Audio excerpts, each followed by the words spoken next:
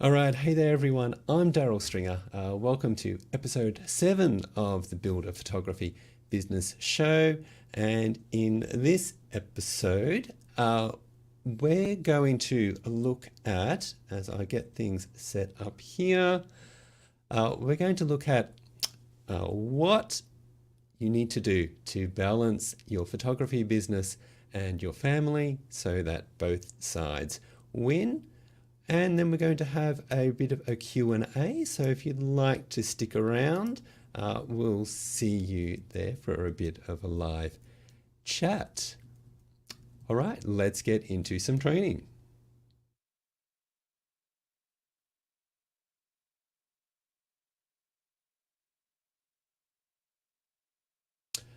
All right, now as I try and work through the wonders of working live, audio is being a bit of an issue today. So just trying to resolve that as I go along.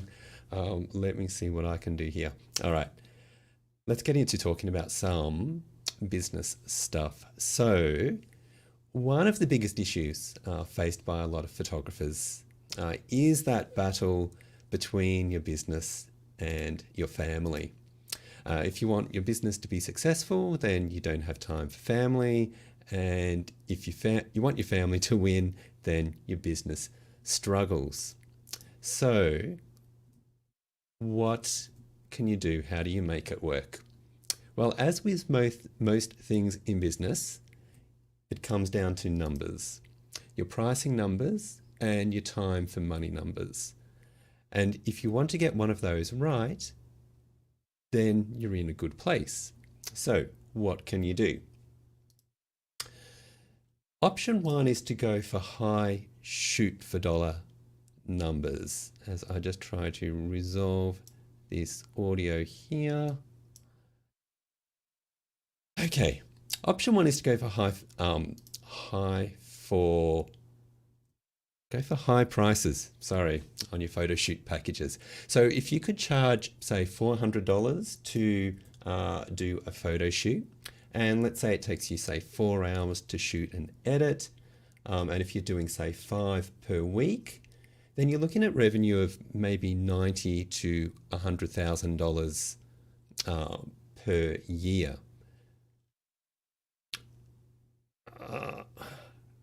I am having so many issues here on the technical side today.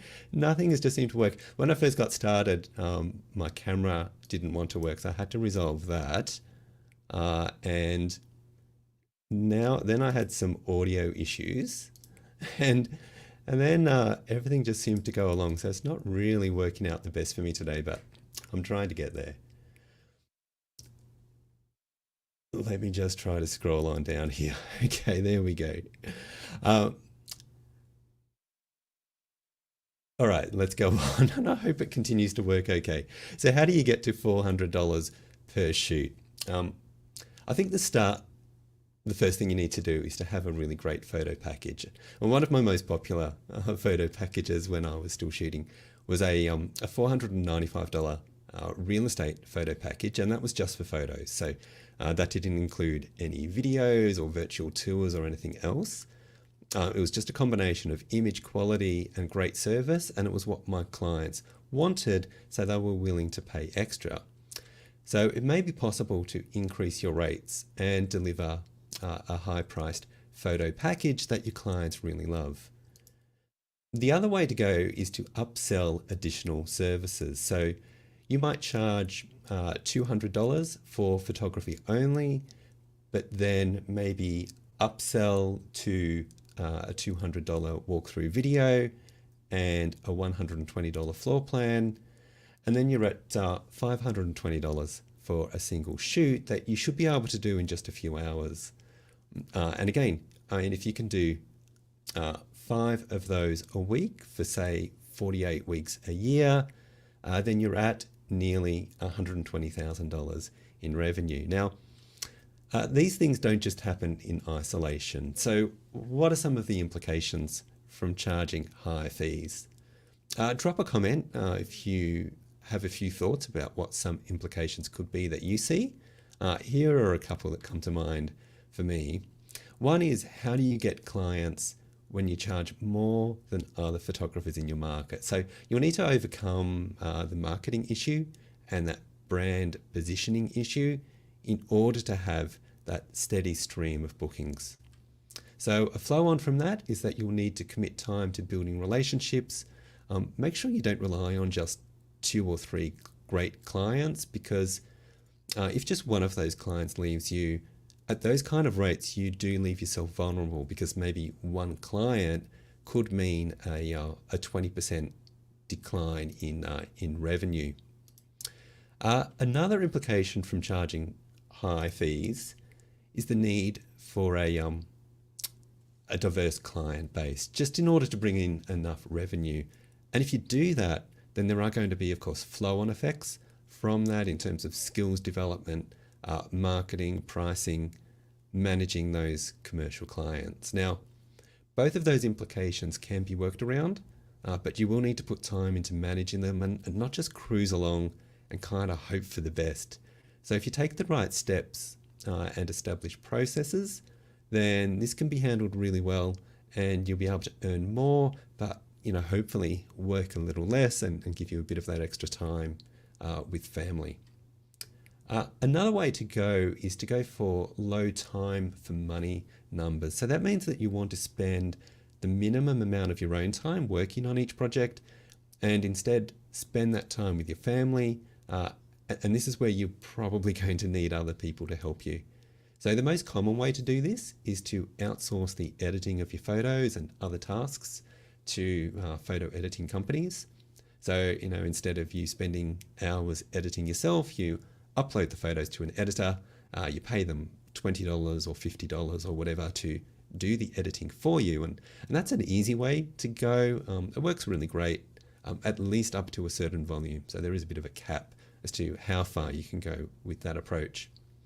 Another option is to add more people to your team. And this is great because it means your business is not entirely reliant on you to operate, but there is a lot of work involved, at least initially, as you onboard your new team members. And look, we need to be honest here, a lot of photographers do have a tough time with this because they want to hold on to the creative side and do it all themselves because in their view, other people can't do what they do. And I know this is really hard for a lot of you. So if you struggle to let go of the creative side, then you need to go back to option 1 and you will have to charge more because there has to be a price associated with the exclusive nature of what you do. So this is really important. So I need you to get this. If you're the only person in the world who can do what you do for your clients, and if you are absolutely 100% certain that your clients would not accept another photographer taking their photos, then you need to charge a lot more for the privilege of working with you. Okay, so let me say it again. There has to be a price associated with the exclusive nature of what you do. Now, what do you do then if your clients love what you do, but that you know that they won't pay those higher rates?